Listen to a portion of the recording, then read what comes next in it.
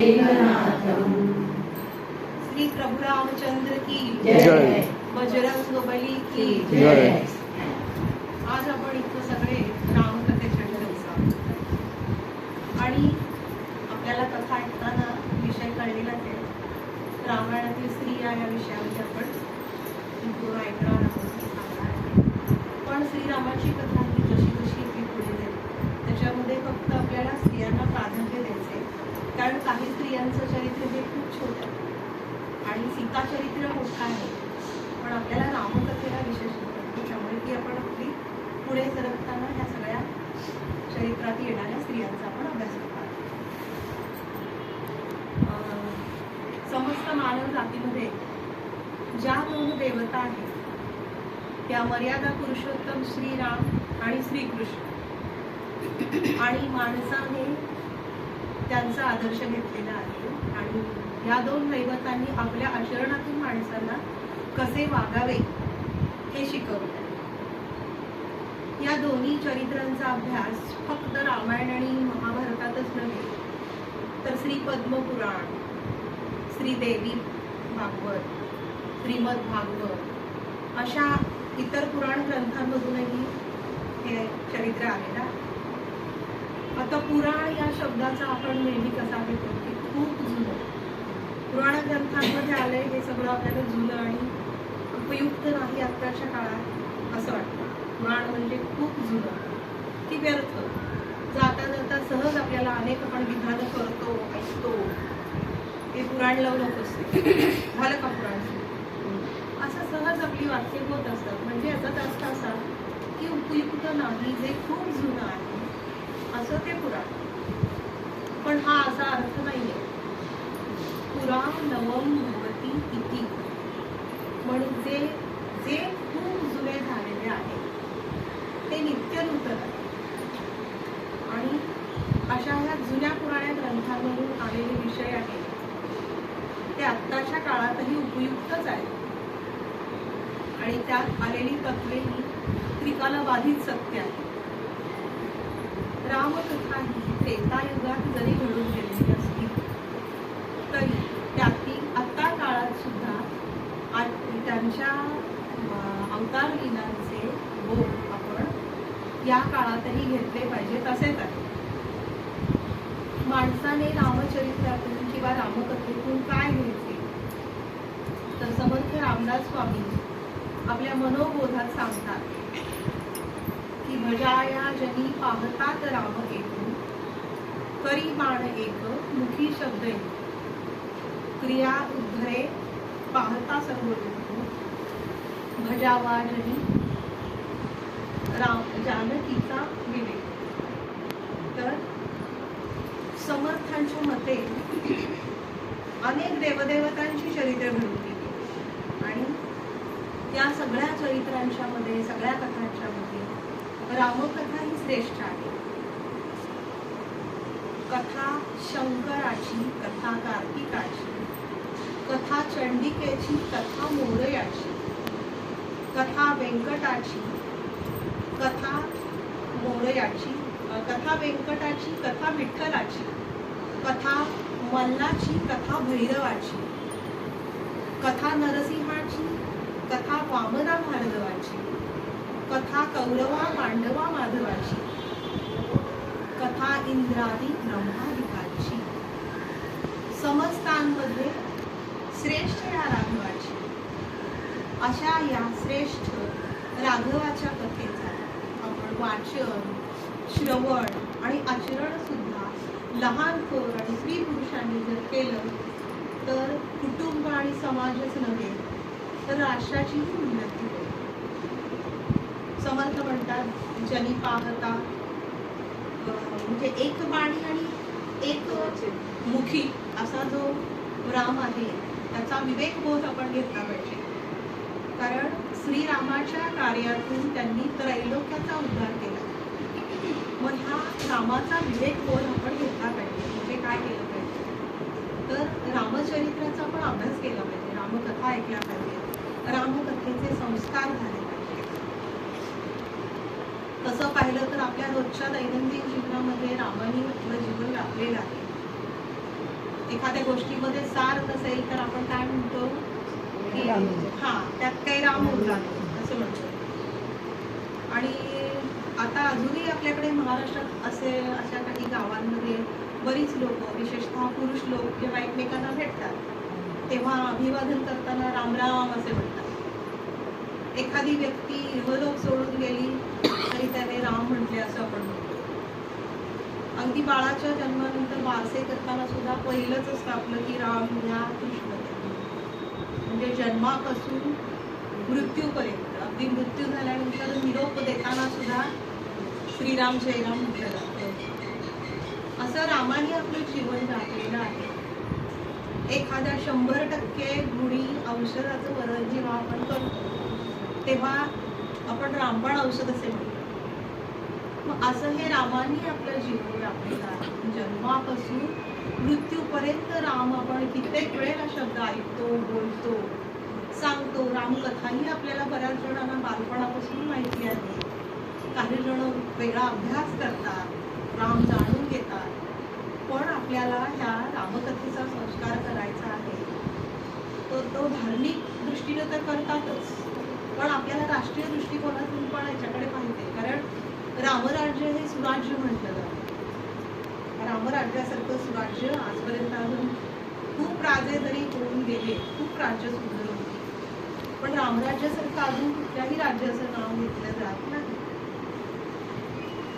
त्या रामायण कथा अनेकांनी लिहिलेल्या आहेत. अनेक कथाकार, लेखक, लेखिका, कवी, कवयित्री, अगदी दळणकांडण करणाऱ्या आयाबायांनी सुद्धा त्यावरती गायलेलं आहे. पूर्वीच्या काळी घराघरामध्ये रामकथा होत असत, वाचन होत असे. प्रत्येकाने वेगवेगळ्या उद्देशाने या कथा लिहिलेल्या. अनेक कथाकारांच्या, लेखकांच्या कथांमध्ये राम आणि सीतांना देवत्व दिलेलं आहे. आपल्या नाथांनी पण लिहिलेलं आहे. नंतर तुलसीदासांचं रामायण आहे. पण प्रत्येकाचे उद्देश वेगळे आहेत. बहुतेक रामायणांमध्ये देवत्व दिलेलं असल्यामुळे अध्यात्मदृष्टीनं, भक्तिरूपानं आपण रामायणाचा अभ्यास करतो किंवा तसंच आपल्या मनामध्ये असतं. पण आपल्याला या कथेचा राष्ट्रीय दृष्टिकोनातूनही विचार करायचा आहे. तर त्यासाठी सत्य कथा जाणून घ्यायची असेल, फार पूर्वीपासून आपण ज्या कथा ऐकलेल्या आहेत, अनेक कथा, त्या बऱ्याचशा दंतकथा आहेत आणि त्या अजूनही तशाच पुढे चालत आलेल्या आहेत. त्याच्यात काही बदल होत नाही. जरी नव्याने लिहिलेली रामायणं आहेत, अजूनही रामायणामध्ये काही ना काहीतरी सापडते आणि अनेक जण अजून रामायणावरती लिखाण करत आहेत. पण वाल्मिकी रामायणासारखं जर अभ्यास करायचा असेल, वाचन करायचं असेल, सत्य जाणून घ्यायचं असेल तर वाल्मिकी रामायणाचा अभ्यास केला पाहिजे. आणि वाल्मिकी रामायणाचा अभ्यास करताना त्याच्यामध्ये कथा ज्या आहेत त्या सत्य आहेत.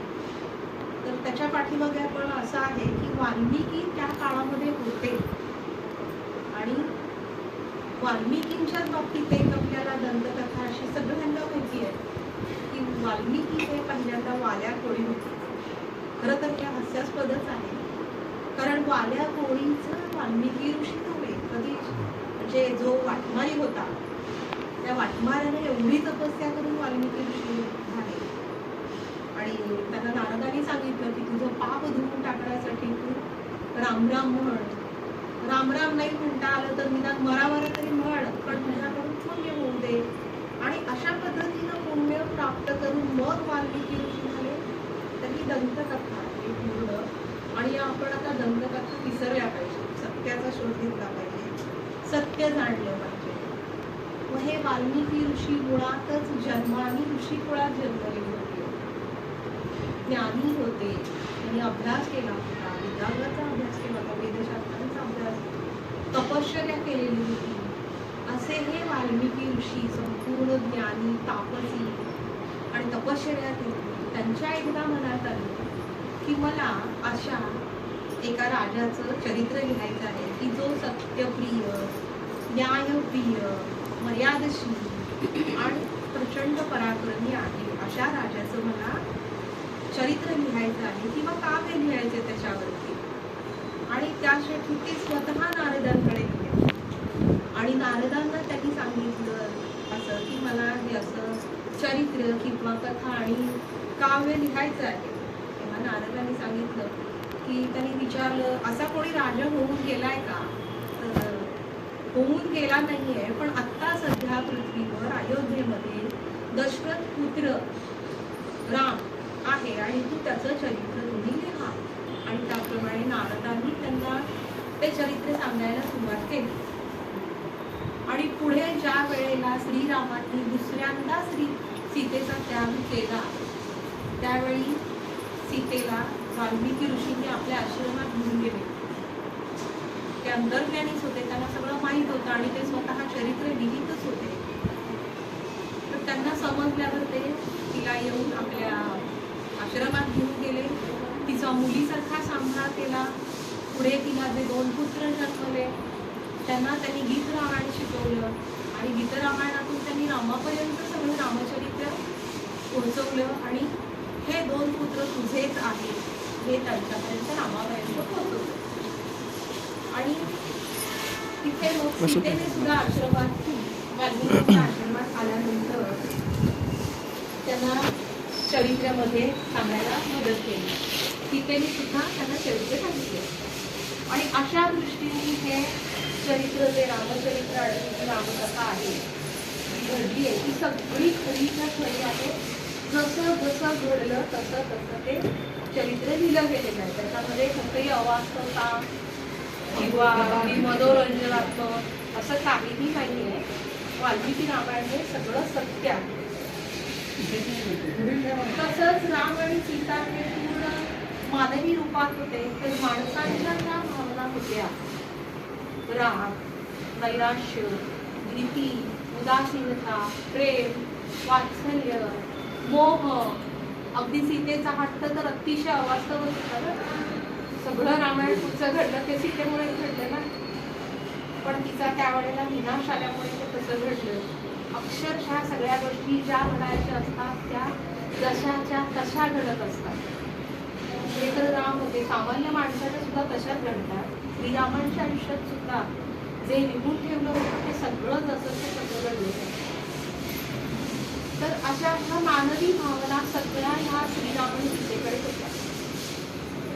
म्हणून आपल्याला वाल्मिकी रामायणाचाच अभ्यास करायचा. मनोरंजनासाठी कोणी लेखक आवडतात म्हणून, भक्ती म्हणून, प्रेमरूप म्हणून जे काही हवंय ते आपण कोणतेही ग्रंथ वाचू शकतो, वाचले पाहिजे. त्यातूनही खूप सुंदर गोष्टी असतात. तुलसीदासांचं पण रामायण अतिशय सुंदर आहे. पण वाल्मिकी रामायणाचा अभ्यास करावा. सगळ्या सर्व कथा सत्यकथा जाणून घ्या. आज आता आपल्याला रामकथा ऐकताना स्त्रियांची चरित्रांचा अभ्यास करायचा आहे. स्त्री चरित्रामध्ये सगळ्यात महत्वाची व्यक्तिरेखा ही सीता आहे. आणि सीतेच्या चरित्राचा अभ्यास करताना आपल्याला श्रीरामांच्या चरित्राची थोडी माहिती म्हणजे श्रीरामांच्या चरित्रातूनच तिचं चरित्र निर्माण झालेलं आहे. त्यामुळे राम अगोदर माहीत करून घेतले पाहिजे. आणि रामाचा जन्म मुळात अशा उद्देशाने झालेला होता. जन्माचा उद्देश होता त्यांच्या जडणघडणीचा सुद्धा उद्देश होता. त्यांना घडवलेला आहे. तर त्या काळामध्ये अशी अवस्था होती की राक्षस राष्ट्रसेना इतकी उन्मत्त झालेली होती की मानवांना वनामध्ये प्रवेशच नव्हता. अतिशय उन्मत्त झालेले राक्षस होते. आणि सगळ्या या राक्षस सेनेचा राक्षस हा नायक होता. आणि प्रत्येक राक्षसांना एक एक प्रदेश दिले होते. त्या प्रदेशाप्रमाणे ते राक्षस त्या प्रदेशात आपली सत्ता गाजवत असत आणि वनामध्ये कोणालाही पाऊल ठेवू देत नसत. आणि त्या काळी तर वनामध्ये अरण्यामध्ये खूप लोकांना खूप माणसाला जावं लागायचे. राजा लोकांना किंवा शिकार करणाऱ्याला जावं लागायचं. वानप्रस्थाश्रमासाठी सामान्य व्यक्ती सुद्धा जायच्या वनामध्ये. ऋषीमुनींचे यज्ञ व्हायचे, त्याचे आश्रम असायचे. ऋषीमुनींचं राहणंच मुळी वनाकडे आढळण्यात असायचं. आणि त्यावेळेचे राक्षस असे भयानक पिसाळ्यासारखे झाले होते की त्यांच्यावर कोणाचाही अंकुश नव्हता. आणि रावण हा सगळ्यांचा नायक असल्यामुळे तो इतका पराक्रमी आणि एवढे दैवी वर त्याच्याकडे होते तो कुणालाही ऐकतच नव्हता आणि ही राक्षस सेना कुणालाही अशी आटोक्यातच येत नव्हती. आणि त्यासाठी असा कोणीतरी एक राजा, असा कोणीतरी एक पराक्रमी पुरुष जन्मण्याची गरज होती. राजा दशरथ सुद्धा खूप शूरवीर होता. अयोध्या नगरी खूप सुबत्तेमध्ये होती, खूप सुखसमृद्धी होती, सगळे सुखात होते, आनंदात होते, कशाचीही कमतरता नव्हती अयोध्येमध्ये. पण राजाला पुत्र नव्हता आणि त्यासाठी तेवढे एकच शल्य दशरथ राजा, त्याच्या 3 राण्या आणि अयोध्येला एवढं एकच शल्य. आणि आपल्याला सगळ्यांना श्रावण बाळाची कथा माहितीये. त्या श्रावण बाळाची आणि त्याच्या माता पित्यांची हत्या दशरथ राजाकडून त्याच्या नकळत म्हणजे चुकून त्याच्याकडून त्या हत्या झाल्या.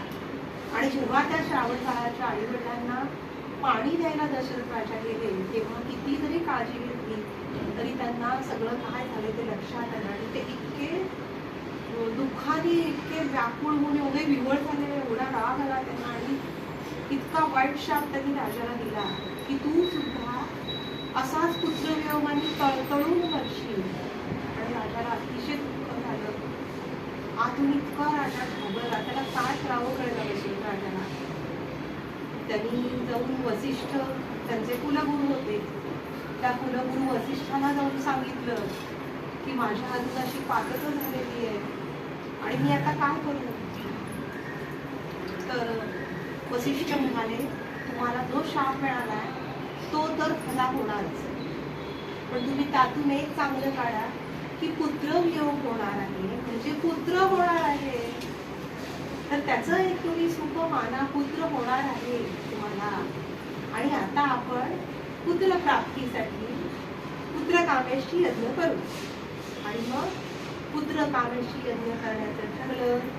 सगळे ऋषी मुनी, गंधर्व, देव, किन्नर सगळे या यज्ञाला आले.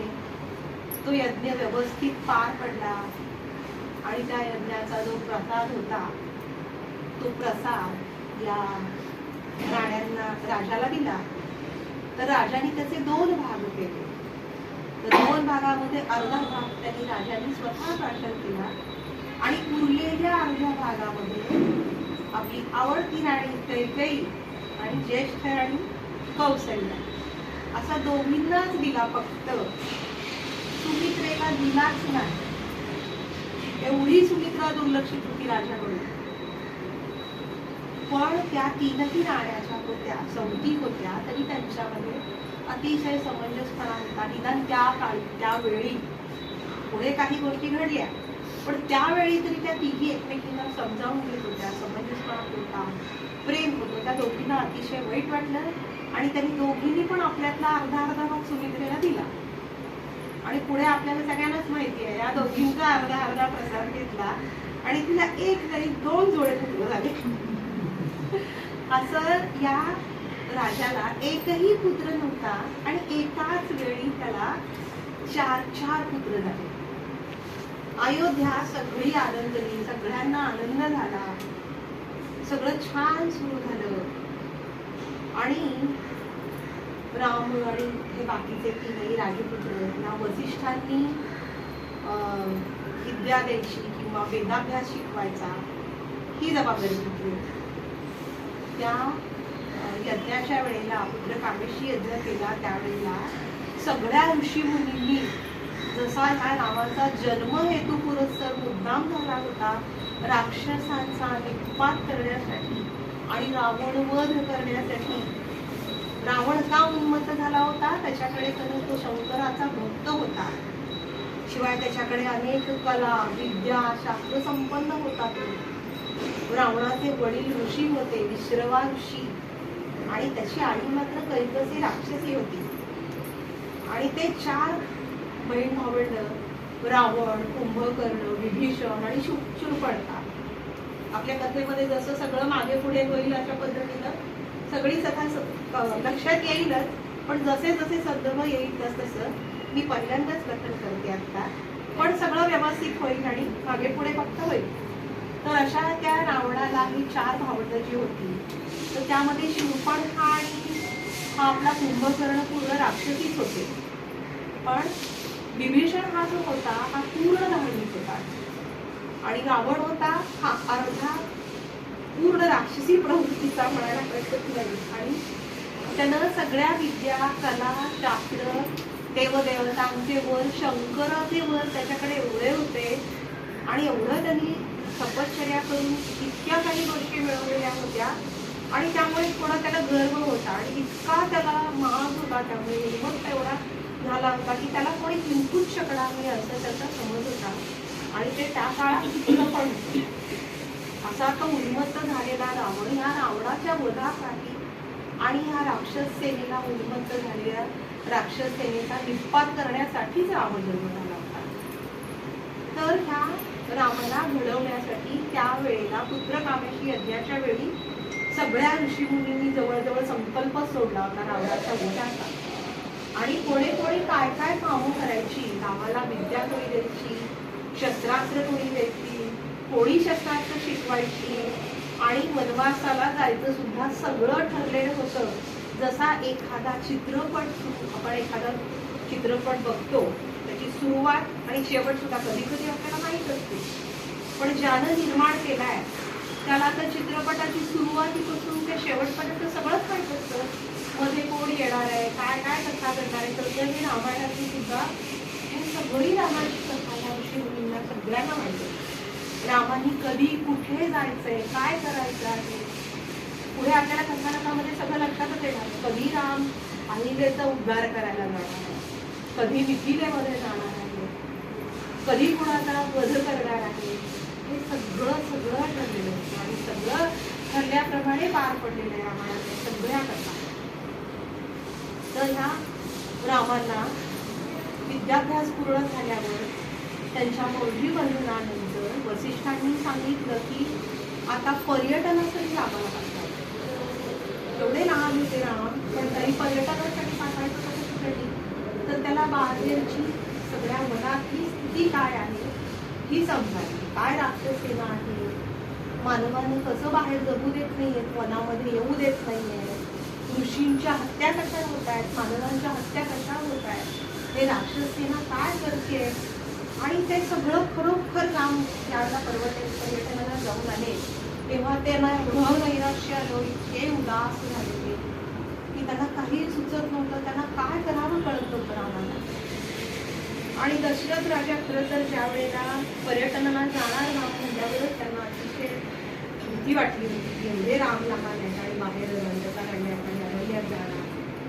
पण त्यांना ते पाठवावं लागलं होतं. ते गेले नव्हते राम आणि आल्यावर त्यांनी सांगितलं की वसिष्ठांना की राम खूप उदास झालेले आहेत, निराशा त्यांच्या ह्याच्यात वाटते, नैराश्य वाटते. खरं तर पहिल्यांदा वसिष्ठांना आनंदच झाला, कारण का वस्तुस्थितीचं ज्ञान जेव्हा झालं त्यांना तेव्हा काय परिस्थिती कळल्यावर नैराश्य येणं साहजिकच होतं ना. या नैराश्यातूनच त्यांना पुढे जायचं होतं. मग त्यांनी सांगितलं ते सगळी ही तात्पुरती परिस्थिती आहे, हे रामांचं नैराश्य जाईल आणि पुन्हा ते चैतन्य आहे.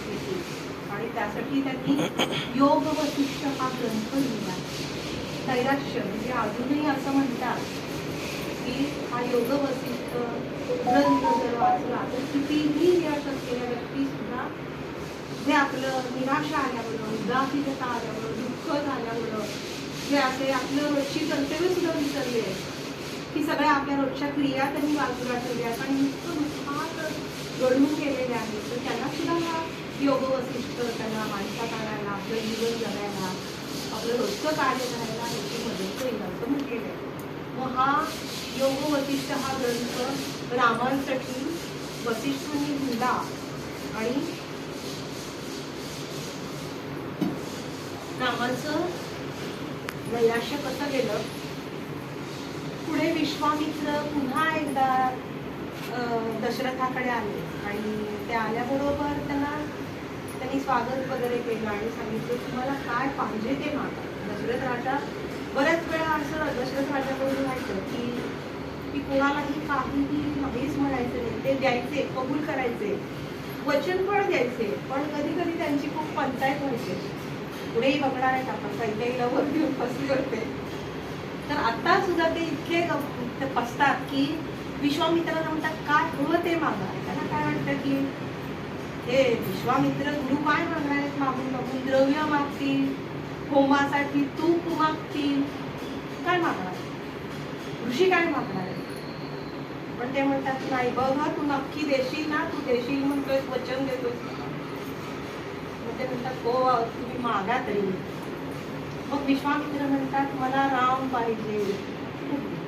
राम पाहिजे म्हणल्यावर दशरथ राजा, तसंही दशरथ राजा अतिशय हळवा झालेला असतो रामाच्या बाबतीत. त्याच्या कायम तो वर लागतो, त्याला दिलेला शाप तो लक्षात असतो त्याच्यात, त्यामुळं तो खूप हळवाच असतो.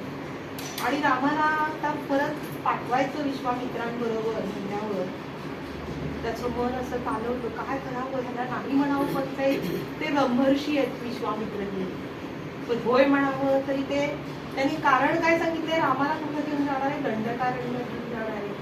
आणि यज्ञ रक्षणासाठी राजाच्या मनात पण येतं की हे दंडकारण्यात घेऊन जाणार आहे. यज्ञ रक्षणासाठी तुम्ही स्वतः क्षत्रिय आहात, मग तुम्ही राम कशाला घेऊन जाताय, रामाची काय गरज आहे?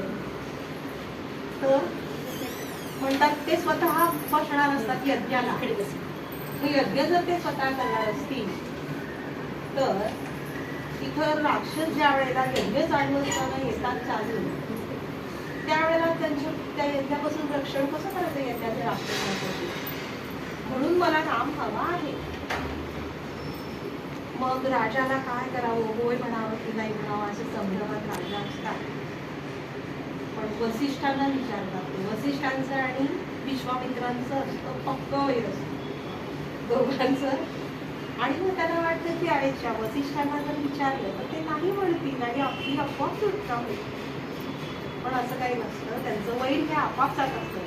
ते आता सारखं नाही आहे राजकारणामध्ये जे काय चालतं ते की फक्त स्वार्थासाठी काही नाही, राष्ट्रासाठी सगळं. राष्ट्रासाठी जे काम चालू आहे त्याच्यामध्ये आपलं वैर विसरायचं, एकात्म भावना आणि तशाप्रमाणे चालायचं, जे आपण इतरांना सहकार्य करायचं.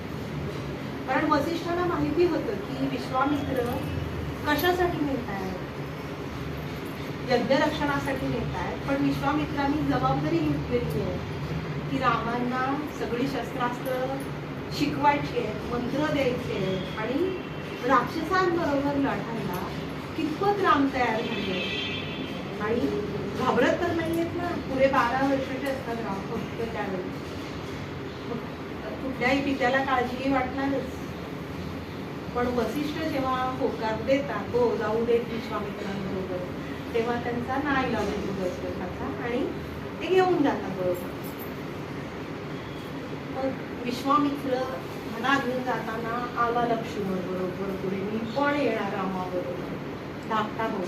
पण तो हट्ट करण्या एवढा जरी लहान असला तरी तो सदैव आयुष्यभर रामाबरोबर राहिलेला आहे. लक्ष्मणाला रामाचा भविष्य प्राण म्हणतात. सावलीसारखा तो त्यांच्याबरोबर असायचा, सतत असायचा, कुठेही राहत.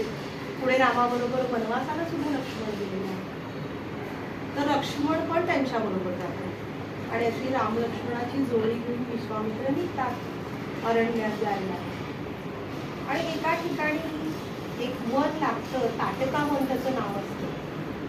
तर त्या ताटका वनापाशी पोहोचण्याच्या अगोदरच विश्वामित्र रामाला विचारतात की आता आपल्याला हे जे वन लागणार आहे त्याचं नाव ताटका वन आहे आणि ती राक्षसी तिथे एक राहते ताटका नावाची, तिच्या हातात आहे तो प्रदेश आणि ती तिथं कुणालाही मानवाला फिरकू देत नाही. तर आपण तिथं जायचं का? आपण तिघं मानव आहोत म्हणजे आपण संपूर्णच जाऊ. त्यांना बघायची असते परीक्षा की राम काय म्हणताय, राम घाबरतायत का? पण राम म्हणतात नाही नाही, आपण आहे त्या मार्गाने जायचं, असू दे राक्षसी. आणि जातात पुढे. ते वनात अजून पाऊल टाकतायत तोपर्यंतच तिला बहुतेक त्या राक्षसीला कळलेलं असणार आहे, कारण खूप मोठा वादळ सुटतं, झाडं हालायला लागतात आणि काहीतरी अशी वेगळी जाणीव होते आणि क्षणार्धात ती राक्षसी समोर येऊन राहते, अकराळ विक्राळ दिप्पाळ उंच. आणि ती समोर आल्याबरोबर विश्वामित्र रामाला म्हणतात तू बाण मार तिला, तिला नष्ट कर, तिला बाण मार. पण राम काही बाण मारत नाही, कारण त्यांच्या मनामध्ये काय आहे, स्त्रीला बाण मारायचं, स्त्रीला मारायचं नाही, ती हत्या करायची नाही. पण सारखे विश्वामित्र म्हणत असतात तू तिला बाण मार, आणि मग काही बाण मारून तिला ते दुखापत करतात, हात, पाय, नाक, कान. पण ती काय करते, जे भाग तुटतील ते सगळे परत जोडून मायावी असल्यामुळे पुन्हा सगळीच्या सगळी उभी राहते. मग मात्र विश्वामित्र म्हणतात की तू आता मारून टाक तिला, स्त्री हत्येचा विचार करू नकोस. स्त्री ही संरक्षक असते, रक्षिका असते, आणि ही भक्षक आहे. हिनं अनेकांचं भक्ष केलेलं आहे, अनेक ऋषीमुनींना, मानवांना तिनं मारून टाकलेलं आहे. तर हा आपल्याला विचार न करता तू तिला बाण मार. मग राम त्यांनी तिला बाण मारतात आणि तिची ती ठार होते. ते वर तेव्हापासून मानवांना उपयुक्त असं होतं. आणि हा त्या रामांचा पहिला पराक्रम. केवळ 12व्या वर्षी रामांनी ताटका वध केलाय. ताटकाने राक्षसी होती तिचा पहिला वध करून पहिल्या राक्षसीला त्यांनी ठार केलं आणि पहिला पराक्रम केलाय त्यांनी. आणि विश्वामित्राला त्याचा इतका आनंद झालेला आहे, एवढा आनंद झालेला त्याला की त्यांनी कडकडून मिठी मारली रामाला. कारण त्यांच्या मनात खात्री नक्की होती त्यांना रामाबद्दल, पण तरी ते प्रत्यक्षित झाल्यावर त्यांना प्रचंड आनंद झाला आणि त्यांनी कडकडून मिठी मारली. आणि मग ते पुढे चालत सिद्धाश्रमामध्ये पोहोचले. सिद्धाश्रमामध्ये गेल्यावर मग यज्ञ केला, आणि तो यज्ञ पूर्वी त्याचं वर्षानुवर्ष चालायचं. हा यज्ञ जो चालू होता तो त्यातले पहिले 1, 2, 3, 4, 5 असे अनेक दिवस गेले आणि यज्ञ समाप्तीपर्यंत आला. आणि त्यावेळी अचानकपणे आणखी 2 राक्षस आले या यज्ञाचा विध्वंस करायचा, नाश करायचा म्हणून. आणि ते राक्षस आल्याबरोबर रामांना तर सगळी सूचना होतीच विश्वामित्रांची, त्याच कारणासाठी ते गेलेले होते त्यांना. त्यामुळे रामांनी दोघांचाही बाण मारला. हे 2 राक्षस कोण होते, मारीच आणि सुबाहू, हे दोघे भाऊ होते. आणि ती जी नुकतीच ताटका वध जिचा झाला तिचे 2 पुत्र होते ते. त्यामुळे आपल्या मातेच्या निधनामुळं, वधामुळं ते एवढे चिडलेले आणि संतप्त होते, भयंकर संताप होते. भयंकर त्रस्त होऊन इथं आलेले असतात, त्यांचा उद्देश असतो हे सगळं नष्ट करायचा यज्ञ वगैरे. पण ते काही त्यांच्या हातून होत नाही. रामाने बाण मारल्यावर सुबाहू तात्काळ ठार होतो आणि हा मारीच असतो, हा लांब तिकडे दक्षिणेकडे समुद्र काठाला जाऊन पडतो. पण त्यात एक म्हणतं की मारीच्याला जो बाण लागतो ना त्याच्या मनोवृत्तीच बदलतं, त्याच्यातला दुष्टपणा संपतो, तो समंजस होतो, थोडा धार्मिक होतो, राक्षसी वृत्ती त्याची कमी होते. कारण मानवास्त्र त्यानं वापरलेलं असतं रामानं त्यांना मारलं. आणि हे 2 वर झाल्यानंतर मग परतीच्या प्रवासावर निघतात असं ठरलेलं असतं. पण काय होतं, कारण त्यावेळेला तोपर्यंत बरेच दिवस गेलेले असतात, बरेच दिवस म्हणजे वर्ष गेलेली असतात, काही दिवस. तर रामांना आणि लक्ष्मणाला सुद्धा आपल्या माता पित्यांची, अयोध्येची आठवण यायला लागते. मग ते अनुज्ञा मागतात आपल्या मुलींना. तर विश्वामित्र म्हणतात आपण आता इथं जवळच मिथिला नदी आहे आणि तिथे शिवधनुष्य, त्या राजाकडं खूप मोठं शिवधनुष्य आहे, ते पाहायला आपण जायचं. हे गुरु आज्ञा, त्यामुळे गुरुंच्या बरोबर सगळीकडे जायला तयार असतात. ते निघतात आणि वाटेमध्ये त्याचा अहिल्याचा आश्रम होता. अहिल्याच्या आश्रमामध्ये जाणार हे ठरलेलंच असतं. अहिल्याचा उद्धार होणार असतो आता रामच्या आश्रमात गेल्यानंतर. आता आपली इथे स्त्री चरित्र सुरू होती, एक जशी येतील तशी. त्याआधी आपण स्त्रियांची जर माहिती घ्यायची तर आपण असं सांगूया की त्या रामायण काळातल्या स्त्रिया ज्या होत्या ह्या पातिव्रत्यांनी अतोनात भोगलेल्या होत्या. पती कर्तव्य हे श्रेष्ठ, पतिनिष्ठा, पतीसाठी जगणं, आई वडील बंधू गुरु हे सगळे ते आपल्या पतिरूपात सामावले आहेत असं समजायचं. शिवाय पतीची संकट ही आपली समजून ती भोगायच्या. आणि अहिल्या, द्रौपदी, हे अहिल्या, सीता, तारा ह्या रामायणातल्या सगळ्या स्त्रिया आणि त्यांच्याच बरोबरीनं वानर, मानव जमातीतल्या स्त्रिया सुद्धा त्यावेळेला पातिव्रत्याच्या सद्गुणांनी आपल्या स्वतःला, कुटुंबाला आणि समाजाला सुद्धा भूषण ठरल्या होत्या. अशा त्या कुटुंबासाठी, पतीसाठी, समाजासाठी, राष्ट्रासाठी कार्य करणाऱ्या, समाजसेवा करणाऱ्या होत्या. ह्या ऋषीपत्नी आपल्या एवढ्या समाज कार्य करायच्या, एवढी तपासणं करायच्या त्या काळातल्या ऋषीपत्नी सगळ्या. वसिष्ठांची अरुंधती, अहिल्या, अनुसया, नंतर लोपामुद्रा, आपण एक एक बघणारच आहोत जशा क्रमाने येतील तशा. तर अशा ह्या स्त्रिया अतिशय पतिव्रत्याच्या आणि ओतप्रोत झालेल्या होत्या. पतिनिष्ठा खूप होती त्यांच्याकडं आणि तरी त्या अतिशय विद्यमान होत्या. सर्व कला शास्त्रांमध्ये निपुण होत्या. सगळी शिक्षण त्यांनी घेतलेली होती. त्यांना त्या काळाला जसं उपयुक्त असेल असं तसं शिक्षण त्यांना दिलेलं असायचं. मानवतेचं, धार्मिक, राज्यशास्त्राचंही शिक्षण त्यावेळेला त्या स्त्रिया घेत असत. युद्धशास्त्र शिकत असत. सगळ्या शास्त्रांमध्ये त्या पारंगत होत्या. आणि असे हे या स्त्रियांच्या चरित्रांमध्ये आपल्याला आता पहिल्यांदा अहिल्याचं चरित्र बघायचं. अहिल्या ही मेनका आणि वज्रेश्वरीची कन्या आणि तिच्या जन्मानंतर तिला ब्रह्मदेवाकडे सोपवलं आणि ब्रह्मदेवांनी तिला ज्ञान आणि संस्कार देण्यासाठी गौतम ऋषींकडे सोपवलं. गौतम ऋषींनी तिला ज्ञान संस्कार दिल्यानंतर ब्रह्मदेवानी ऋषीनं गौतमांना तिच्याशी लग्न करून दिलं आणि हे इंद्राला आवडलं. कारण इंद्र हा लहानपणापासून त्याला अहिल्या एवढी आवडायची की त्याचा डोळाच होता. अतिशय सुंदर होती ती. अप्सरा कन्याच होती ना. मेनका ही अप्सरा होती. त्या अप्सरेची कन्या होती ती. अतिशय सुंदर होती. आणि त्या अहिल्याचा आपल्याला शब्द घाई राहिली तो शिकला आहे आणि तो संधीची वाट बनवून घेतला. आणि एकदा संधी साधून त्यानं गौतमांचा वेश धारण करून गौतमांच्या कुटीमध्ये प्रवेश केला आणि अहिल्याबरोबर व्यभिचार केला. आणि जेव्हा हे अहिल्याच्या लक्षात आलं तेव्हा अहिल्यानं इंद्राला सांगितलं, आता तुम्ही लवकरात लवकर इथून बाहेर पडा आणि मलाही वाचवा आणि तुम्हीही निघा लवकर, नाहीतर गौतम ऋषी आले तर काही खरं नाही. आणि खरोखर असंच होतं की तो इंद्र बाहेर पडायच्याच वेळेला बरोबर गौतम ऋषी येतात आणि त्यांच्या वेशातल्या इंद्राला पाहतात. ते एवढे पवित्र, तपस्वी, ज्ञानी, अंतर्ज्ञानी होते ऋषी. त्यांना एका क्षणार्धात कळतं की काय झाले. पण ते इतके दुःखी होतात पण त्यांना संतापही खूप येतो.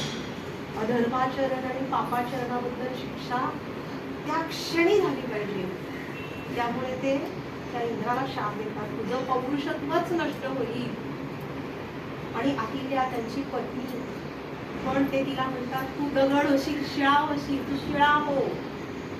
आपल्याकडे जी कथा आहे आजपर्यंत अनेकांना जी कथा माहिती आहे की अहिल्या दगड होती आणि त्या दगडातनं तिचा रामांचा पाय लागल्यावरती ती अहिल्या झाली, त्यातून स्त्री निर्माण झाली असं म्हटलंय ना. अशीच कथा सगळ्यांना माहिती आहे. पण ही दंतकथा आहे. दगड आणि शिळा नव्हे तर शिळेसारखं, शिळेसारखं, दगडासारखं जीवन. म्हणून दगड हो, शिला हो.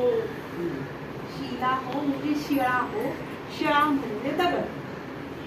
म्हणजे समाजापासून लांब जाऊन एकटीनं एका जागी निश्चल राहून तपश्चर्या करायची.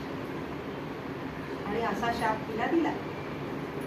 तिला पण खूप असं वाटलं की काय. मग तिनं सांगितलं गौतमांना की तुमच्या वेशात तो आल्यामुळे हे अधर्माचरण झालेलं आहे. तर तरी पण तिला समजलंच नाही ना. पती ओळखायला यायलाच पाहिजे. जरी पतीचं रूप घेऊन कोणी दुसरा पुरुष आला, सोंग कोणाला काढता येतातच ना, तरी आपला पती ओळखता यायला पाहिजे. आणि आज पती घरी नाही अशा अवस्थेपेक्षा सुद्धा स्त्रियांना वेगवेगळ्या कारणासाठी नोकऱ्या असो, करिअर, शिक्षण असं वेगवेगळ्या कारणासाठी कुठंही कोणत्याही वेळेला जावं लागतं. त्यामुळं त्यांना आत्मसंरक्षण करता यायला पाहिजे. आपला परका कोणी सोंग घेतले, कोण आपल्याकडे कशा पद्धतीने लक्ष ठेवून आहे, आपल्याबरोबरच इतर स्त्रियांचं सुद्धा आपलं रक्षण करता येईल ही संरक्षक भूमिका स्त्रीची असली पाहिजे. आपल्या समितीच्या सेविका आपण अशाच गोष्टी सुचवतो आणि त्या आपण तशा असतातच. तर ह्या अहिल्याकडून अशी चूक नाही आहे. ती साधी सरळ होती, पतिव्रता होती. पतीशिवाय तिला काही दिसत नव्हतं. तिच्याकडून चूक झाली, पण त्यासाठी त्यांनी तिला जी शिक्षा दिली ती शिक्षा तिला भोगायला पाठवलं. आणि एवढंच नव्हे तर पत्नीच्या पापक्षालनार्थ पतीनं सुद्धा शिक्षा घेतली पाहिजे म्हणून ते ऋषी ते सुद्धा तपश्चर्येला गेले. आणि हिनं जेव्हा विचारलं अहिल्यानं की मी यातून कधी मुक्त होणार, मी कधी पतीच्या नावाशी येणार, किती दिवस मी असं एकांतात राहायचं आहे, तेव्हा ते म्हणतात ज्या वेळेला राम तुझ्या आश्रमात येईल त्यावेळी त्याच्या दर्शनानं तू पावन होशील आणि मग माझ्याकडे येशील. मग ती म्हणते आता काय, जी शिक्षा दिली ती भोगलीच पाहिजे ना. आणि तिला ते माहितीच असतं, तिचं शरीर आणि मनही भ्रष्ट होतं ना. जेव्हा तिला कळतं की हे गौतम ऋषी आहे, पण घडलं असतं तरी घडताना तरी जरी कळलं तरी त्याचा आता उपयोग काय, शील तर भ्रष्ट झाले. तेव्हा शीलला खूप आजही आपल्याकडे अशा अनेक पतिव्रता आहेत, रोजच्या जीवनात ज्या नोकरी करतात, सामान्य घरात आहेत, अशा सुद्धा पतिव्रता आहेत, पतीची अतिशय सेवा करतात. अनेक पतिव्रता आहेत. कारण आपल्या भारतीय स्त्रीचं हेच ध्येय आहे की आपलं शील खूप महत्वाचं असतं स्त्रीला. आणि अशी भ्रष्ट झालेली अहिल्या तपश्चर्या निघून जाते, खूप तपाचरण करते. आज आपल्या समाजात असे अनेक नराधम आहेत की जे व्यभिचार करतात, अत्याचार करतात, वयही बघत नाही, बालिका बघत नाही, छोट्या मोठ्या स्त्रिया बघत नाही. स्त्रियांनी कुठं जायचं नाही, का जायचं, का सोडायचं स्त्रियांनी, किती दार बंद करून कशा बसतील स्त्रिया. आज तर तो काळही राहिलेला नाही. त्यामुळे स्त्रियांनीच आता इतकं संरक्षण बनलं पाहिजे की भूमिका आपण घ्यायलाच पाहिजे. आणि कायदे पण असे झाले पाहिजेत की तात्काळ शासन, जसं आपल्या गौतम ऋषींनी तात्काळ शासन केलं तसं तात्काळ शासन व्हायला पाहिजे. आणि ते होतं पण आहे, व्हायला लागलंय, समाज जागृत झालाय. शिवाय ज्या स्त्रीवर अत्याचार होतो तिला समाजात कोणी सांभाळून घेत नाही, तिचा पती, तिच्या घरचे लोक तिला सांभाळून घेत नाही. पण हे गौतम ऋषींचं उदाहरण केवढं डोळ्यासमोर आहे. गौतम ऋषींनी तिच्या तपश्चर्यानंतर ते स्वतः पण तपश्चर्याला गेले आणि ते झाल्यावर तिला परत आपल्याकडे घेतलेलं आहे. त्यांनी पती पत्नी म्हणून ते एकत्र राहिलेले आहेत. त्यांनी समाज कार्य केलेलं एकत्र. आणि मग ह्या अशा अहिल्याच्या आश्रमामध्ये राम गेले. अहिलेनं त्यांचं दर्शन घेतलं, पूजा केली आणि मग ते तिथून बाहेर पडले. अहिल्याचा उद्धार हा त्यांच्या कार्यामध्ये होता आणि मग तो अहिल्याचा उद्धार करून ते तिथून बाहेर पडले आणि मिथिलेच्या रस्त्याला लागले. मिथिलेमध्ये येऊन पोचल्यावर त्यांना आणायला आले ते जनकाचे कुलगुरू, जनकाचे कुलगुरू होते त्यांच्या कुलाचे. ते शतानंद कोण होते परत, या अहिल्याचे आणि गौतमांचे पुत्र होते. त्यांनी आल्याबरोबर विश्वामित्रांना काय प्रश्न विचारला, माझे माता पिता कसे आहेत आणि रामांची भेट माझ्या मातेशी झाली का, माझी माता माझ्या पित्याकडे गेली का. म्हणजे एवढे ऋषी, एवढे तपस्वी, ज्ञानी, तरी त्यांना सुद्धा आपल्या माता पित्यांनी जवळ राहावं. माता पिता विभक्त झालेले कुणालाही चालत. अच्छा, माता पित्यांनी काही वेळेला काहीतरी मतभेदांमुळे असे निर्णय घेतात, पण त्यांनी आपल्या अपत्यांचा विचार केला पाहिजे. शतानंदांनी असं विचारल्याबरोबर विश्वामित्र म्हणतात, हो हो झाली, भेट झाली, सगळं ठरल्याप्रमाणे झालं, कारण हे सगळं ठरलेलं होतं. म्हणजे काय, अहिल्याचा विषय काही ठरलेला नव्हता, पण अहिल्या आश्रमात असणार आहे आणि तिथे रामांनी जाऊनच यायचंय हे ठरलेलं होतं. मग पुढे आल्यावर जनकाने त्यांना विचारलं, मी आपली काय सेवा करू? मग ते म्हटले की हे 2 अयोध्येचे राजकुमार आहेत, त्यांना तुमच्याकडचं शिवधनुष्य पाहायचं आहे आणि ते शिवधनुष्य तुम्ही दाखवा. ते पाहतील आणि कृतकृत्य होऊन ते निघून जातील. मग त्यानंतर ते त्यांना दाखवायला सांगितलं शिवधनुष्य राजाला. मग जनकांनी आज्ञा दिल्यावर अमात्यांनी नगरातील ही मोठी पेटी चाक असलेली की ज्याच्यामध्ये शिवधनुष्य आहे ती पेटी आणवली आणि ती पेटी आणल्यावर त्याच्यामध्ये महाकाय शिवधनुष्य होतं. त्याला श्रीरामांनी हात लावला आणि ते म्हणाले, मी आता हात लावलाय त्याला मी काढतो. कारण त्यांना आज्ञा दिली गुरुजी आणि जनकांनी सांगितलं की तुम्ही ते सिद्ध करा, सज्ज करा. मग त्यांनी त्यांच्या आज्ञेने सांगितलं की मी करतो म्हणून. खरं तर विश्वामित्रांनी धनुर्भंग करण्यासाठीच रामाला ते काढलं होतं. ते ठरलेलंच होतं, त्यांची ती जबाबदारीच होती. पण त्यांनी रामालाही सांगितलं नाही की तुला जाऊन तिथे धनुर्भंग करायचा आहे. आणि जनकालाही म्हणले नाही ते की हा माझा राम हा धनुर्भंग करेल, पण जिंकेल आणि तुझ्या सीतेला वर मिळेल असं काही विश्वामित्रांनी सांगितलं नाही. ते आपले शांत राहिले. त्यांना माहित होतं की हा धनुर्भंग होणार आहे रामाकडून. आणि मग रामाने ती प्रत्यंशा ओढली, बाहेर काढलं आणि अडाडकन असा मोठा आवाज झाला आणि धाडकन ते आवाज होऊन ते दृश्य मोडलं. राजवाडा प्रचंड थरथरला. अश्वशाळेतले अश्व उधळले, गायी उधळल्या, अनेक जण खुर्चीत पडले. अशा घटना सगळ्या घडल्या. कारण त्याचा आवाजच एवढा भयंकर होता. कारण मुळात ते शिवधनुष्य खूप मोठं होतं आणि ते शिवधनुष्याचा भंग झाल्यावर असं घडल्यावर मग ठरल्याप्रमाणे सीता वरमाला घालायला येणार. सीता पण काय करायची, अनेक जण आले आपण जिंकण्यासाठी, कोण मला वरण्यासाठी येतो आणि कोणाकडून हा धनुर्भंग होणार हे तिलाही उत्सुकता होती ना. त्यामुळे ती काय करायची, वरमाला घेऊन उभं राहायची. त्यावेळेला हळूच एक कटाक्ष टाकून बघायची कोण आलंय यावेळेला. तसंच तिनं यावेळी रामाकडेही पाहिलं होतं हळूच कोण आले. आणि तिला राम एवढे आवडले होते, इतकं ते त्यांचं सुंदर विलोभनीय रूप, सुंदर डोळे, लांब हात, रुंद खांदे, भरदार आवाज. लहानच होते ते, 15 वर्षाचे होते, फक्त 18 वर्षाचे. तर असे हे राम इतके सुंदर दिसत होते. त्यात पुन्हा ते वीर पराक्रमी. त्यामुळं तिला असं वाटलं, अरे बापरे, आता जर या रामांना धनुर्भंग जमला नाही तर माझं काय. तिचंच काय, जनकाला असं वाटलं की अरे बापरे, हा राम इतका सुंदर आहे, मला हा जावई म्हणून आवडलाय. आई वडिलांना आवडतात ना काही मुलं, आपला जावई म्हणून आवडतात. असं वाटतं हा माझा जावई व्हायला पाहिजे, हा मुलगा माझ्या मुलीला छान शोभून दिसेल. तसं जनकालाही वाटलं ना की हा राम इतका सुंदर आहे.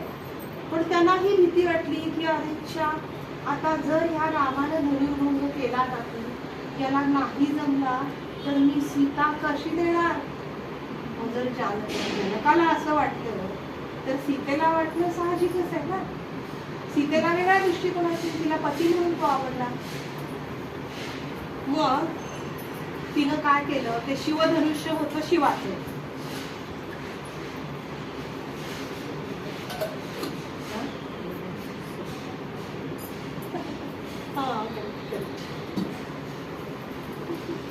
काय सांगा त्याला, लव्ह ॲट फर्स्ट साईट म्हणतात. खरंच आहे ते. पहिल्यापासून त्या काळामध्ये आणि आत्तामध्ये सुद्धा खरंच काहीही फरक नाही. आमच्या स्त्रिया, त्यावेळेच्या स्त्रिया खरोखर इतकी बरोबरी आहे ना. रामायण काळ फार सुंदर आणि खूप सुंदर होता रामायण काळ. खूप विद्यमान स्त्रिया होत्या. आजच्या स्त्रिया सुद्धा इतक्या विद्यमान, एवढ्या विद्याविभूषित, एवढ्या सामर्थ्यवान, एवढ्या बलवान, इतक्या सुंदर आहेत स्त्रियांच्यामुळे समाज केवढा सुधारलेला आहे, किती पुढं प्रगत राष्ट्र झाली आहेत आपली. तशीच रामायणात होती.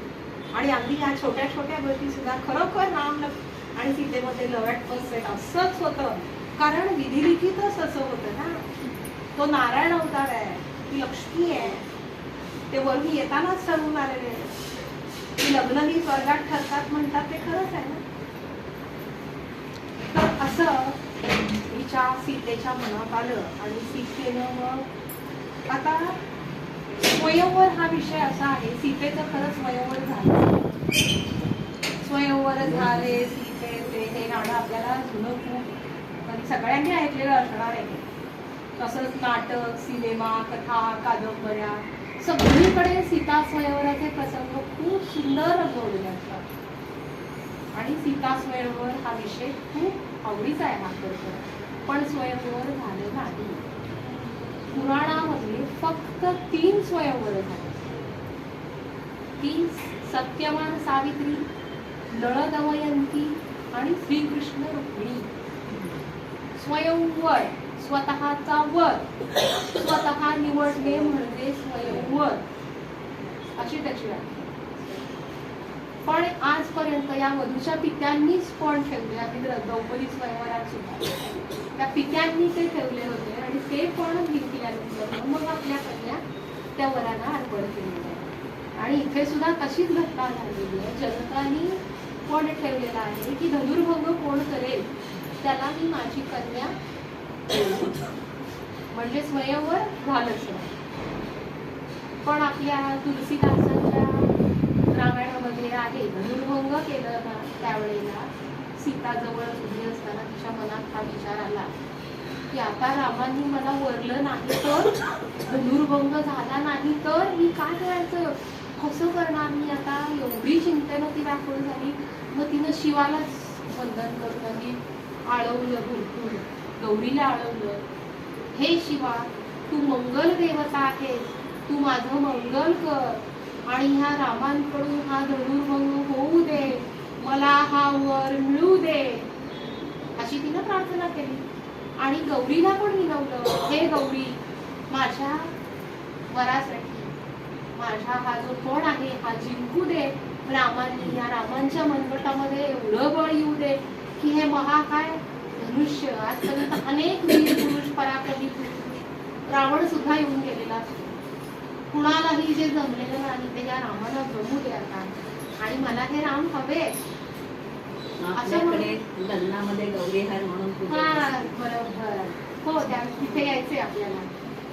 आणि मग तिनं असं त्या गौरीला विनवलं आणि तिची प्रार्थना शिवानी ऐकली म्हणा, गौरीने ऐकली म्हणा. आणि रामाकडं पण एवढं शौर्य, एवढा पराक्रमही होता, तेवढं बळही होतं.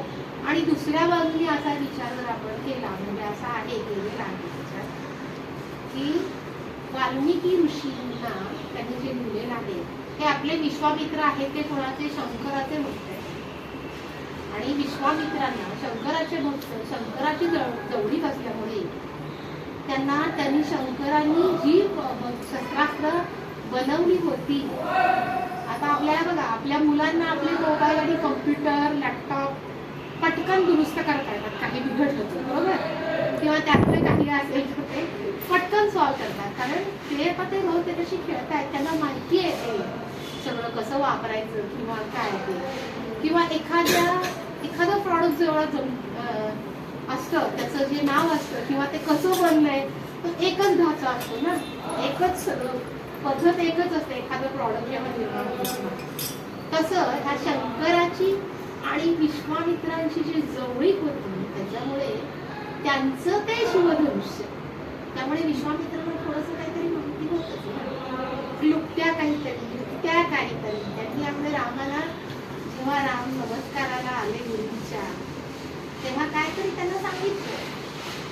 आणि त्यांनी ते काहीतरी युक्ती, कारण इतकं महाकाय भव्य धनुष्य होत असेल.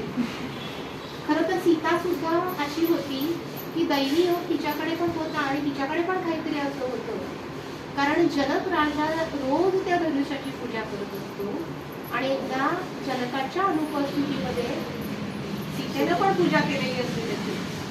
आणि जनक राजा पूजा करताना रोज मदत घेत असतो ते हलवायला, फुलं वाहण्यासाठी, निर्माल्य काढण्यासाठी. पण सीता मात्र मदतीविना ते पूजा करते. राजाला दिसतं तिने पूजा केलेली आहे, पण निर्माल्य तर नाही आहे. म्हणजे तिच्यामध्ये काहीतरी दैवी शक्ती होती आणि तिने ते हलवलं होतं एकटीने. म्हणजे ती दैवी होती, ते शिवधनुष्य दैवी होतं आणि त्यासाठीच त्यांना असा दैवी गुणी पती तिच्यासाठी हवा होता आणि त्यांना हा सापडणारा. आणि रामाला त्यांनी काहीतरी युक्ती सांगितली आणि ते दैवी योग पण होता त्यांच्याकडे, दैवी शक्ती पण होती त्यांच्याकडे, युक्ती होती, शक्ती होती. आणि तो धनुर्भंग त्यांच्याकडे आला आणि तो त्यांचा तिथे वरमाला घालण्याच्या कार्यक्रमासाठी सीता समोर आली. पण सीता समोर आल्यावरती रामाने चक्क नकार दिला. दोघेही एवढे घाबरले, जनक राजा आणि जानकी. सीता एवढी घाबरली. अगोदर त्यांच्या मनात शंका होतीच आणि आता चक्क नकार. राम म्हणाले, एक तर हे स्वयंवर, दुसरं हा पण मला माहित नव्हता, तिसरं मी बोलावला गेला, मग मी सीतेचा स्वीकार करणार कसा?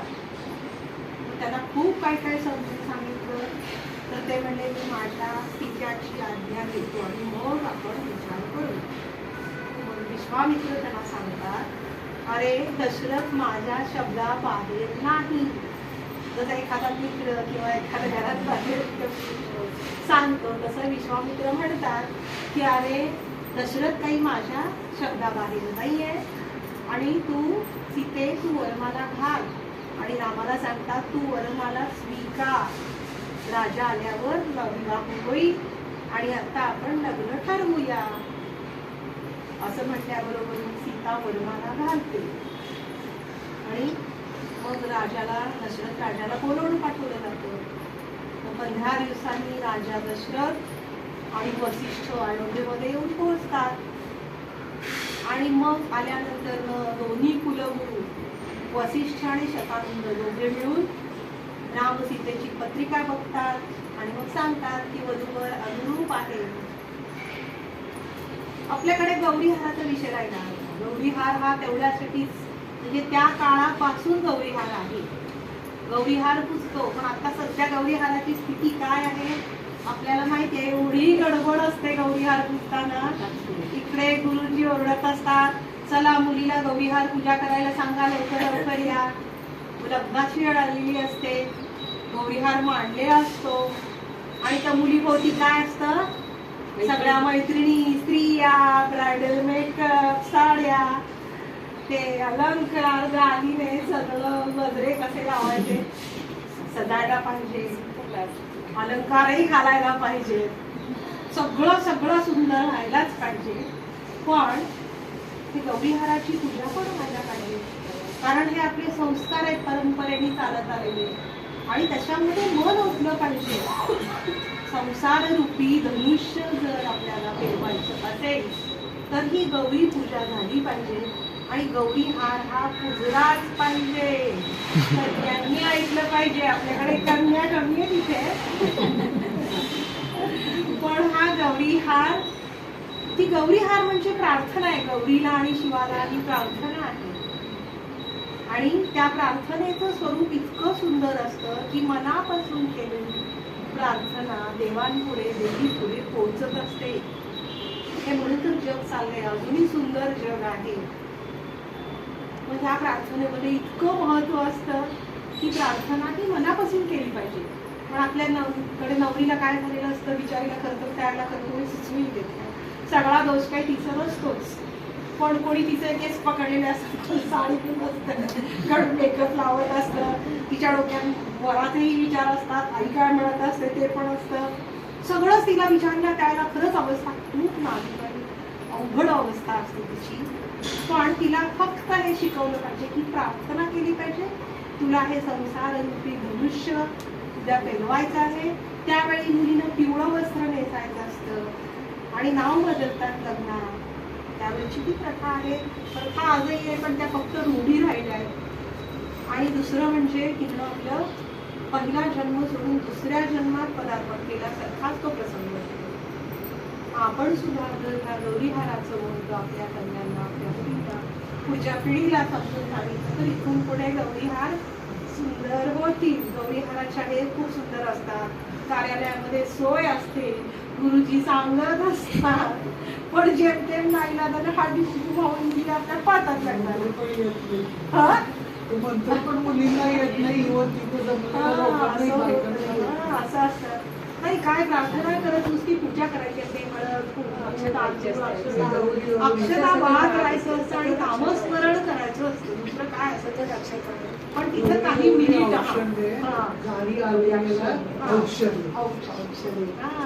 आयुष्यपतीसाठी मागायचं असतं, मंगल कामना करायच्या असतात, असा तो विषय असतो. आणि मग ते आपण शिकवलं तर करतील आपल्या कन्या पुढे. थोडा वेळ राखून ठेवायला सांगू, लवकर उरकून घ्या, आधल्या दिवशी मेकअप करून घ्या. पण ते पार्लर मधनं वेळ होते, पार्लर मधनं वेळ होते. आणि पण तुम्ही गौरीहार पूजा समितीमध्ये जॉईन झाले पाहिजे. समितीमध्ये खरंय वेळेचा मिनिटाचा आवर्जून जोरात सांगते. खरंय समितीमध्ये एकटीनंच पूजायचं असतं आणि मूकपणे पूजायचं असतं. एकांतात आणि मूकपणाने करायचा असतो गौरीहार. बाकीच्यांची गडबड होतं. अशी ती गौरीहाराची पूजा आपण सगळ्यांनी वधूना कशी करायची हे शिकवलं पाहिजे.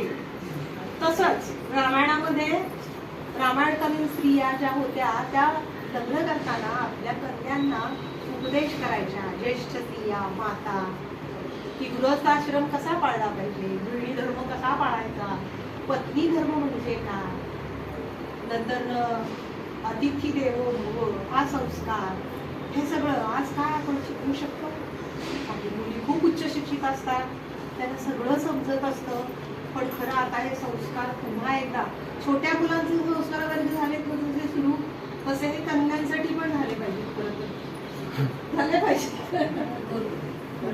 कन्यांसाठी, विवाह टिकण्यासाठी, विभक्त न होण्यासाठी, गृहस्थाश्रम पाळण्यासाठी, नाती टिकवण्यासाठी हे असे संस्कार सुद्धा कन्यांवर झाले पाहिजे. आणि त्यासाठी जसे बालसंस्कार आपण रामरक्षा शिकवतो, कथाकथन करतो, स्तोत्र शिकवतो, तसं कन्यांना आणि मुलांनाही सोडून चालणार गृहस्थ धर्म मुलांनाही शिकवले पाहिजे. पूर्वीच्या काळात काय होत होतं की घरामध्ये राहिल्यावर शाळेत सुद्धा जाता जाता इतकं व्यवहार ज्ञान मिळायचं, एवढे सहज संस्कार व्हायचे त्यांच्यावर. घरामध्ये नातेवाईकांचं येणं असायचं, सगळ्या परंपरा पाळणं असायचं, सगळे सण वार, नातेवाईकांकडे जाणं येणं, लग्न कार्य, रीत रिवाज, आहेर देवाण घेवाण सगळं रीतीनुसार पार पडायचं. आज कुटुंब खूप छोटी, आकाराही सांगताय 1, 2, 3, 4. अगदी जिथे शेती आहे किंवा जिथे उद्योगधंदे आहेत तिथे कदाचित ते मोठी कुटुंब असतीलही, पण त्यातही त्यांचं वेगळेपण असतं. त्यातही तेवढ्या मोठ्या महालात मोठ्या ह्याच्यात जरी राहत असतील तरी त्यांचं छोटं 3 मुलं आणि मी, 2 मुलं आणि आम्ही, वेगळ्या वेगळ्या रूम असतील, काहीतरी असतील, पण हे विभक्तीकरण आहे. पण ठीक आहे, जरी असलं तरी आपल्याकडे आता आपतांमध्ये एकी असली पाहिजे. आणि हे सगळं लग्नाच्या वेळेला पूर्वी कसं विद्याभ्यासासाठी कन्या सुद्धा शिकत होत्या ऋषींकडून, आणि आपले पुरुष तर मौजी बंधनानंतर गुरुकडे गेले की कधी कधी खरं तर लग्न करूनच यायचे त्यावेळी कित्येकदा. आणि म्हणजे काही जणांच्या अशा अडचणी असायच्या की त्याला कुणी घरी नसायचं, मग त्यामुळे त्यांचं लग्न सुद्धा गुरु लावून द्यायचं. इतक्या अशा गोष्टी होत्या. तर असं हे रामायणातल्या स्त्रियांच्या ह्या गोष्टी आहेत की आता सुद्धा आचरणात आल्या पाहिजे. कन्यांना शिकवलं पाहिजे, गृहस्थाश्रम शिकवले पाहिजे. आणि मग पुढे दोघांची पत्रिका बघून दोघं आणून आहेत असं सांगितल्यानंतर सगळ्यांना आनंदी आनंद होतो. म्हणजे जरी लग्न ठरलं तरी पत्रिका जमल्यावर आपल्याला खरंच जास्त आनंद होतोच ना. पत्रिकाही जमल्या आहेत हा महत्वाचा मुद्दा असतो. तसं हे अनुरूप आहेत हे दोन्ही कुलगुरूंनी सांगितल्यावरती सगळीकडे आनंद होतो. आणि दशरथाला बोलवून पाठवल्यावर दशरथ पण येतात इकडे विवाह सोहळा करायचा म्हणल्यावर. आता अनुरूपता म्हणजे काय हा पण विषय खूप महत्वाचा आहे. सध्या अनुरूपताच नसते त्यामुळे लग्नच लवकर ठरत नाही. मुलगा आणि मुलगी अनुरूप सापडत नाही तर अजिबात सापडत नाही. कारण काय होतंय सध्या कळत नाही. पण खरंच लग्न लवकर ठरत नाही आणि अनुरूपता होत नाही. मग अनुरूपता म्हणजे काय? फक्त बाह्यरूपी अनुरूपता का? दिसायला दोघंही देखणे पाहिजे, शिक्षण दोघांचं साम्य पाहिजे, उंची झाली पाहिजे, वय असलं पाहिजे, दोन्ही घराणी जुळली पाहिजे, हे म्हणजे अनुरूपता का? आपल्या वंदनीय केळकर मावशींनी त्यांच्या प्रवचनामध्ये इतकं सुंदर उदाहरण दिलेलं आहे त्यांनी. ते आपण बघूया आता. बाजारातून आणलेली साखर जर आपण दोन वेगवेगळ्या ठिकाणी ठेवली, एक ठिकाणीच्या डब्यात ठेवली आणि त्याच्या काचेच्या भरणी ठेवली आणि त्या दोन्ही साखर काही दिवसांनी परातीमध्ये काढून एकत्र केली, तर कुणाला तरी सांगता येईल काय की कुठल्या डब्यातली कोणती साखर आणि भरणीतली कुठली साखर? नाही. का नाही येणार? तर दोन्हीचं रूप एकच आहे ना, एकसारखीच आहे. साखरेमध्ये काय फरकच नाही झालेला. पण तेच जर डब्यामध्ये साखर ठेवली आणि बरणीमध्ये काचेच्या लिंबाचा रस ठेवला आणि त्या लिंबाच्या रसामध्ये साखर घातली आणि ती काही दिवस ठेवली तर एक वेगळाच पदार्थ तयार होईल ना. पण लिंबू आपला आंबटपणा सोडणार आहे का? नाही. साखर आपली गोडी सोडणार आहे का? नाही. म्हणजे आपापले गुणधर्म जसेच्या तसेच ठेवून तो तिसरा अतिशय सुंदर उत्कृष्ट पदार्थ तयार होणार आहे ना. मग असंच दोन व्यक्तींची अनुरूपता असेल तर एक तिसरं बालक जे जन्माला येईल ते असंच सुंदर होणार आहे. पण त्यांची ती अनुरूपता असली पाहिजे. स्वतःचे गुणधर्म न सोडता अनुरूप म्हणजे दोघांनी एकमेकांना समजावून घेतलं पाहिजे, एकमेकांच्या कार्यात मदत केली पाहिजे. पती पत्नी वधूवरांनी एकमेकांना साथ सोबत करून कुणामध्ये कमतरता असेल तर ती कमी केली पाहिजे. असं ते अनुरूपतेचं, अशी अनुरूपतेची व्याख्या. तर पुढे यांचा विवाह ठरल्यावर त्यावेळी एक विवाह झालाय का? किती विवाह झाले? तर 4 विवाह झाले. एका वेळी 4 विवाह झाले. कुणाकुणाचे? दशरथाला 4 पुत्र होते आणि इकडे पण योगायोगाने जनकाला 2 कन्या, सीता आणि उर्मिला, आणि जनकाचा भाऊ कुशध्वज त्याला 2 कन्या होत्या, श्रुतकीर्ती आणि मांडवी. तर रामाची सीता, लक्ष्मणाची उर्मिला, भरताची मांडवी आणि शत्रुघ्नाची श्रुतकीर्ती असे हे 4ही विवाह उत्तम पद्धतीनं अतिशय सुंदर राजा जनकाने खूप सुंदर सोहळा केला. तो प्रचंड खर्च केला, खूप याचकांना दान दिलं. याचक नको नको म्हणेपर्यंत ते दान दिलं. महिनाभर हा सोहळा चालू होता. असा हा सोहळा अतिशय सुंदर पद्धतीनं पार पडला आणि ही वरात सगळी आपली अयोध्येला पोहोचण्याची तयारी झाली. राजांनी आपल्या राजकन्यांना सुद्धा भरपूर धनादी अंदर दिलं आणि अयोध्येला वरात घेऊन पोहोचली. आता आपण पुढचं सगळं उद्याच्या कथेमध्ये उद्या आणि परवा बाकीच्या स्त्रिया आपल्या हळूहळू येत असतील. जय जय रघुवीर समर्थ प्रभु रामचंद्र की जय, बजरंग बली की जय.